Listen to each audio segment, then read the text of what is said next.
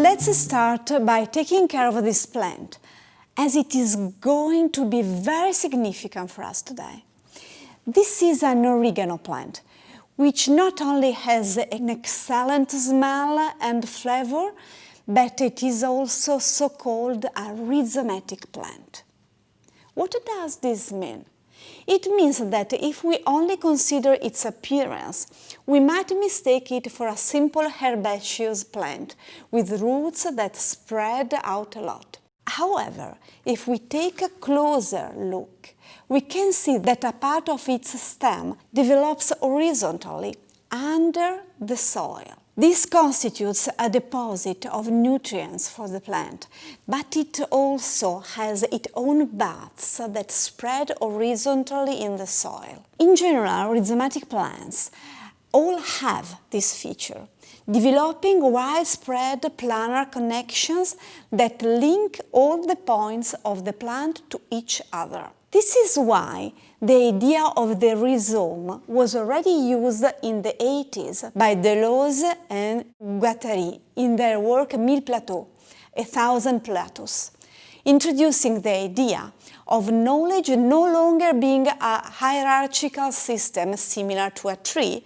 but rather a rhizomatic system that connects different elements without a clear entry or exit point, with no hierarchical organization of content, giving particular importance to this system of links between various and diverse elements of knowledge. From this historical background, a more recent educational approach was developed, the so-called networked learning.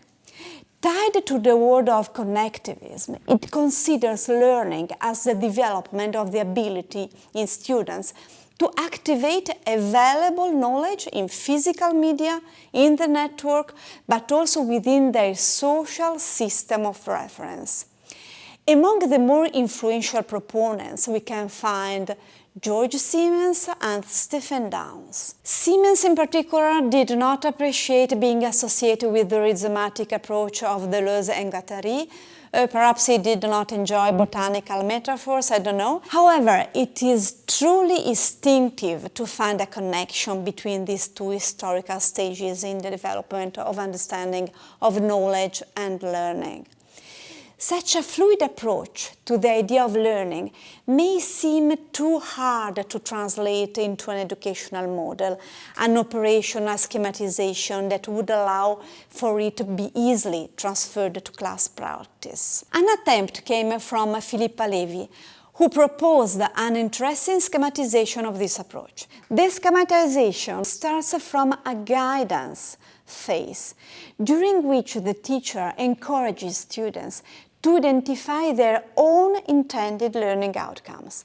This is a very interesting point of the networked learning.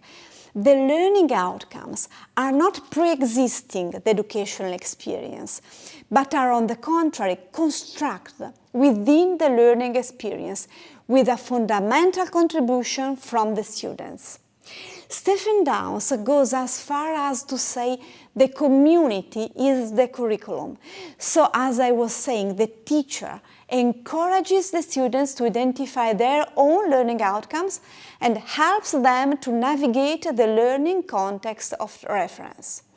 The teacher helps students to recognize which sources can be activated.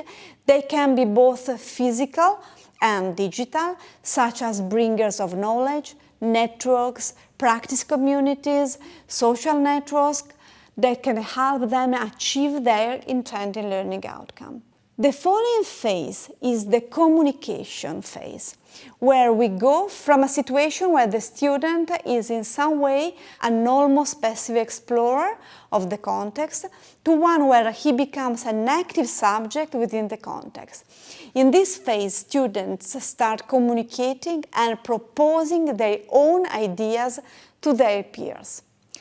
The following phase, socialization, is more articulated. It includes a true activation of students in the research of content, information and knowledge that can help respond to the intended learning outcomes, as well as the creation of a synthesis of these explorations and finally sharing this synthesis among the learning community or even in a broader context. Finally, there's a very important organizational phase. Students, after activating this context made up of subjects, networks, physical and digital materials, identify strategies to sustain this flow of information, to create their own synthesis and to make them available to the community.